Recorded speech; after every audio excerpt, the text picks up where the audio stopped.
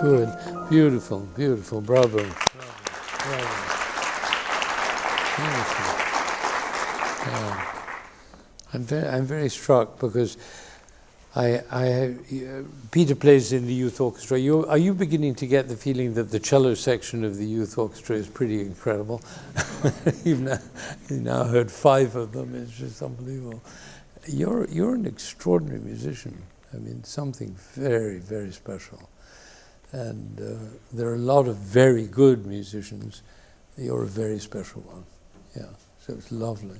So as I was listening, I said, I wonder if I should just let this go and let you be free to be the extraordinary musician you are, creative and imaginative. Every note you play has something imaginative to offer. And it's really, really beautiful. And I just want to dwell on that for a moment so you really understand that who you are and what because you've got much more than just working on the cello. You're really thinking deeply about music. So there's something for me missing in your playing which I'd love to see added. In a sense, education is about adding things. It's nothing else. You do certain things and then you learn to add something else. You learn to add another language or a science or playing football or whatever it is something you add. So what I would love to see you add is ease in letting the music out. That there's something that prevents you from physically embodying the music.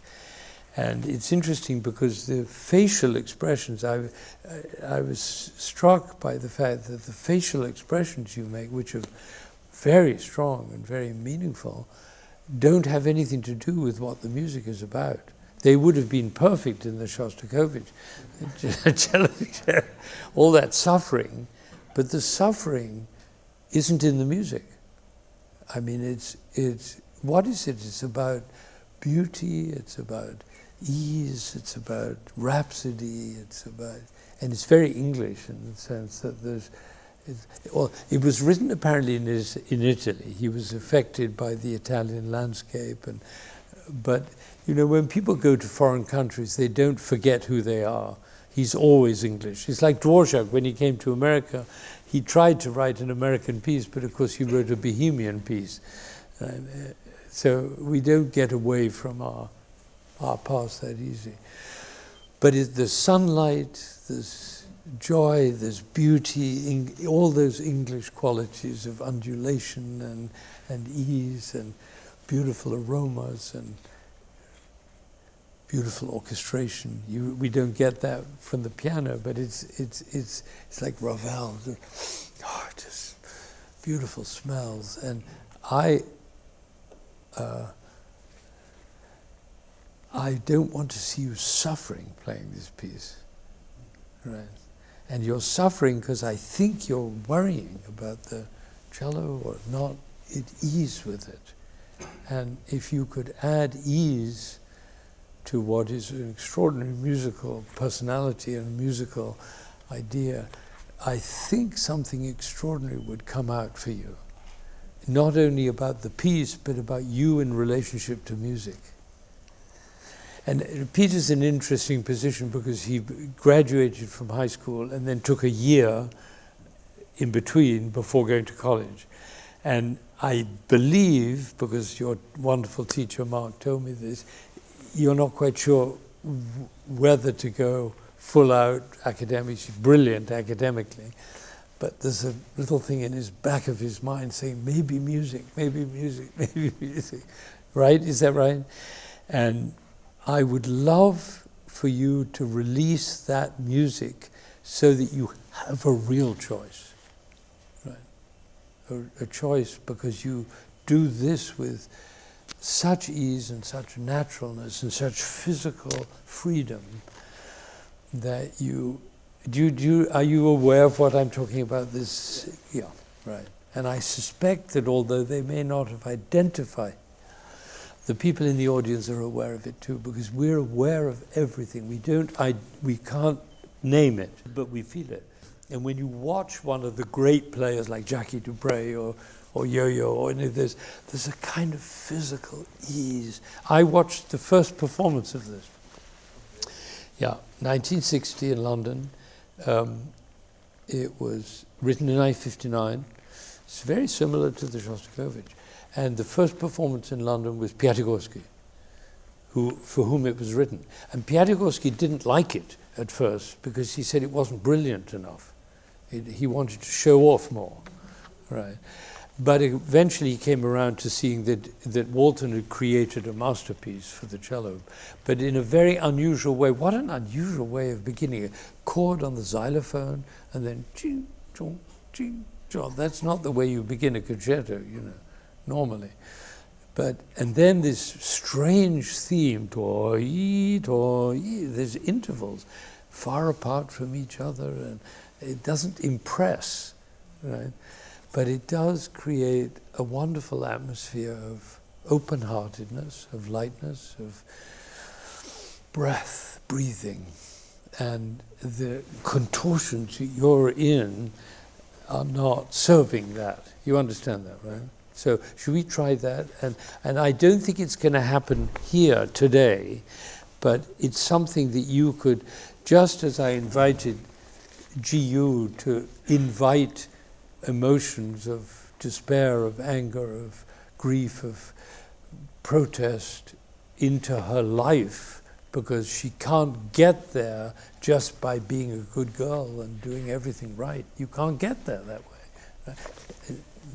She knows that now. And with you, I don't think you're going to get here, or perhaps to music, unless you can just release yourself and open yourself to the beauty without strain.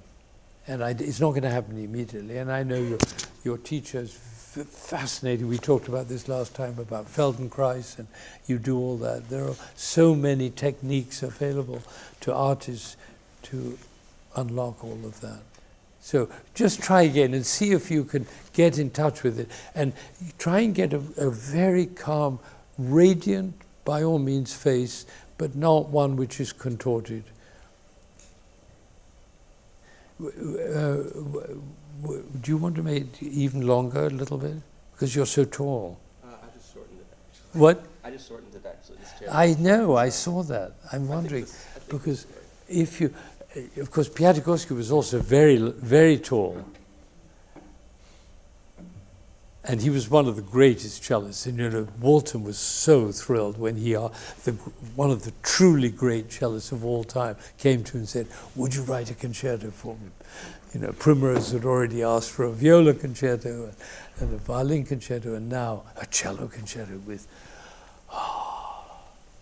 And I remember him. I mean, I was 16, about your age, actually. And I was in the hall, and so Malcolm Sargent was conducting it. Yeah, it was great. Isn't that funny how those memories stay with you? And it's about 75 years ago. No, a little less. 70 years ago. 70 years ago. And I have it clearly in my mind. I mean, what other rubbish is in there? But Piatigorsky playing this opening, I was, oh my God, it's so beautiful. Yeah, okay, just...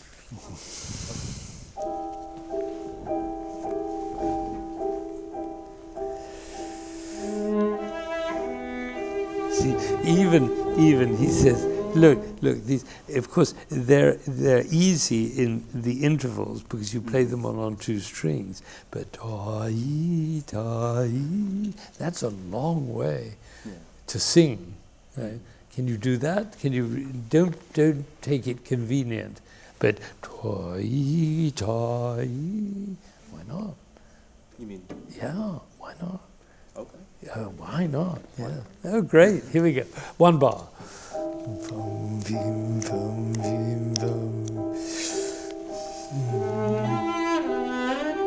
Oh, that was beautiful. Isn't that like and it lifts you up. It lifts the spirit.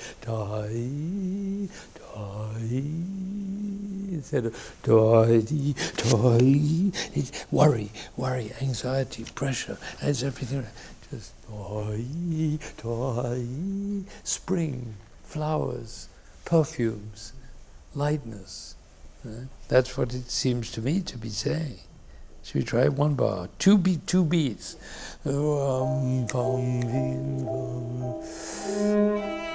Yeah, you don't look like flowers. Do you like flowers? Yeah, you don't mind flowers. Yeah, they're good, particularly if they're in a vase in the house, right? But he was actually out in the field, right? Out in the field, right? Walking. He was walking in Italy. Doesn't matter. He's English. Right? The English are very funny. They don't take anything very seriously. I think I've told this story, but it made quite an impact on me. I was, I think, 5. But it must have been because it was still in the war, and I was born 1939, so I must have been about 5. I was walking with my mother, and the next door neighbor was clipping the hedge. And she said, "Why are you clipping the hedge? Hitler's in Paris. He's going to be here in 3 weeks. Why are you clipping the hedge?" And he went on clipping, and he said, "Mrs. Sander, first of all, I very much doubt he'll be here in 3 weeks. And if he is, he'll certainly want the hedges clipped."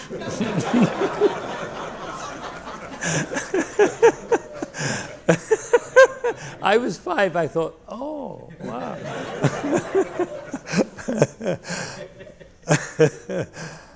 So don't take anything that serious. It's not that big a deal. Just lighten yourself up.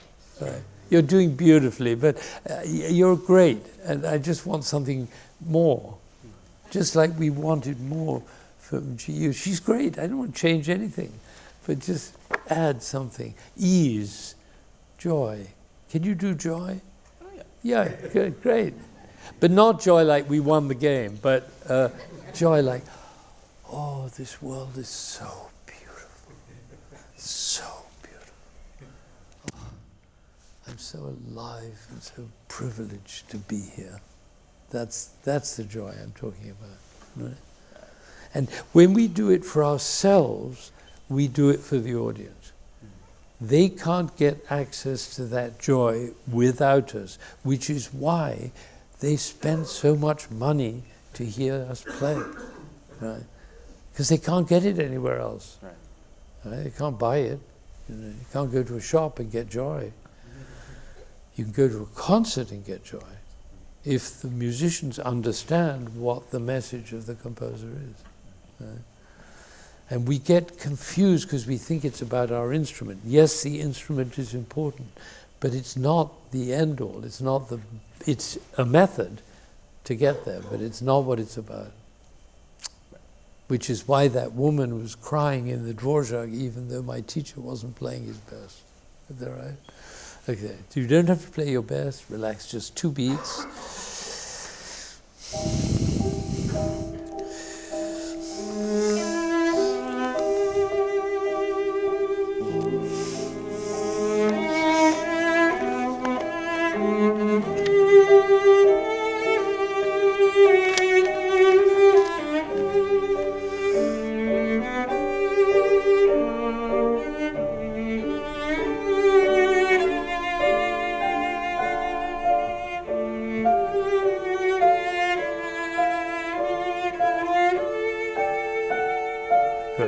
Good. Look, you're on the way, and this is more beautiful. It's more beautiful. It's good.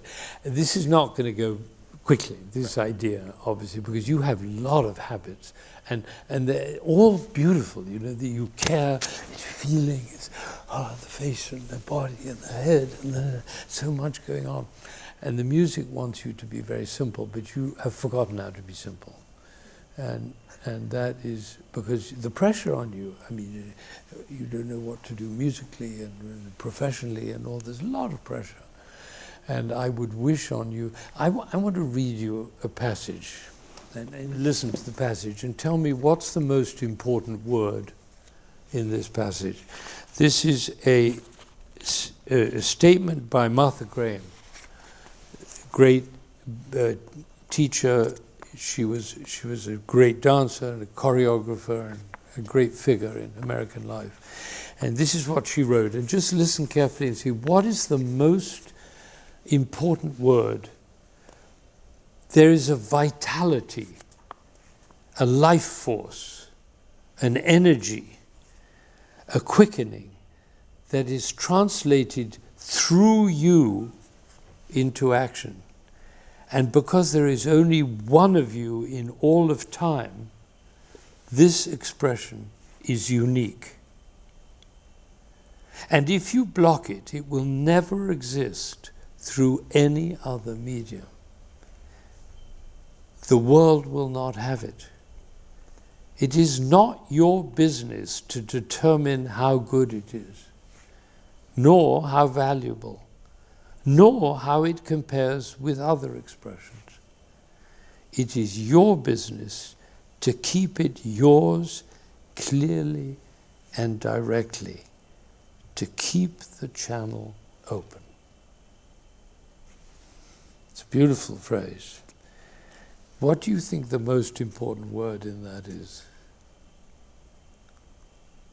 Look at the Anybody? You. Yeah. Open. Yes. vitality. Vitality. Yeah. Through. Through. Keep it yours. Keep it. Yours. Keep it yours. Beautiful. You haven't got it yet. What? Unique. Yeah. Life force. Vitality. Yeah. This is obviously a very powerful speech because you all think almost anything in it is the most important. And you still haven't got it. Okay, I'm going to tell you what it is and I'm going to read it again. The most important word is block. Right. It's all about blocking. He only mentions it in one word, but that's the whole point. Because everything else is just the words that express a full life. Right? So I'm going to read it again. There is a vitality, a life force, an energy, a quickening that is translated through you into action. And because there is only one of you in all of time, this expression is unique. And if you block it, it will never exist through any other medium, and it will be lost. The world will not have it. It's not your business to determine how good it is, nor how valuable, nor how it compares with other expressions. It is your business to keep it yours clearly and directly, and to keep the channel open. So it's about unlocking what's in there. And we can't do it today, but you're on that path. And you've got a wonderful teacher in Mark who's obsessed about the same things, right? Is that right? So you're not hearing anything from me that you, well, he studied with me too. You didn't know that. Yeah, when he was an undergraduate, graduate at NEC. But he's a master and a great musician, great teacher, great figure in our community. He too is about unblocking people. So I'm glad you came today, because this, I think, is the most important thing for you. To get rid of all the things that are in the way of your true expression.